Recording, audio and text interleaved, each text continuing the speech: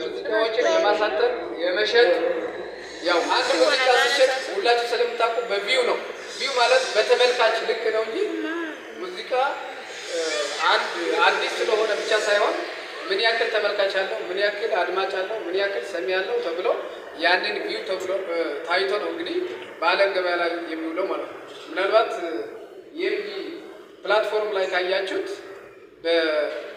ባለፈ ጥቅምት በእኛ ማለት ነው አንድ ማይላብ የሚል እዚህ ፕላትፎርም ላይ ፋይናንስ ኢንቨስትመንት ላይ ገብቶ ነበረ ማለት ነው።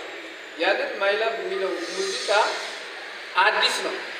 አዲስ ሆኖ እዚህ ፕላትፎርም ላይ ገብቶ እንደገና ሌሎች የዓለም ሕዝብ ሲመለከቱትና በጣም ቪው ከፍ ስላለ በአንድ ቀን ብቻ 350 ሚሊዮን ዶላር ተሽጠዋል ማለት ነው።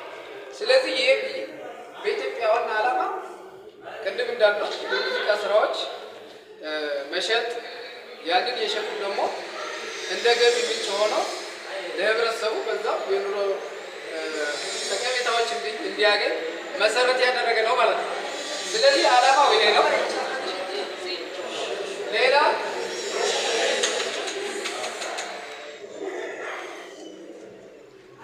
በ60 ሀገራት ነው የሚሰራው ባይ በ60 ሀገራት ዓለም አቀፍ ላይ በ60 ሀገራት ነው የሚሰራው።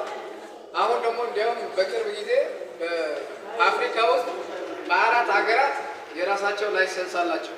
ሰርች ማድረግ ትችላላችሁ። ለምሳሌ ደቡብ አፍሪካ በራሳቸው ላይሰንስ ማለት ነው። አሁን እዚህ ኢትዮጵያ ውስጥ እኛ ለምሳሌ የሚከፈተው በግለሰብ የሚከፈተው ቢሮ እሱ ሰርቪስ ሴንተር ነው የሚባለው።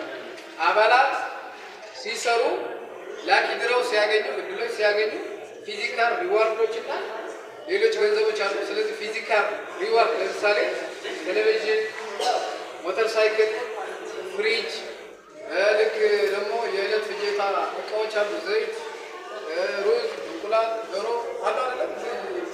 ፖይንትም አለ አይታችኋል። ፖይንትም አለ። ስለዚህ ኢትዮጵያ ውስጥ አንደኛ ሰርቪስ ሴንተር የሚከፈተው እስካሁን ድረስ ባይዘው ስንት ሰርቪስ ሴንተር ማለት የሚነግረኝ ሰው አለ? ስንት ሰርቪስ ሴንተር አላቸው ህጋው ሆኖ የተከፈተው ማለት ነው? ስንት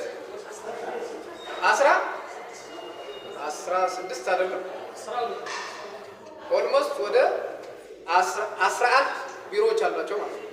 ወሎ አለ፣ ሰሜን ወሎ አካባቢ አዳማ አለ፣ የመጀመሪያ ባሌ አለ፣ ቡሌ ሆራ አለ፣ ፊቻ አለ፣ አርሲ አለ። አዲስ አበባ ደግሞ 2 ቦታ ነው።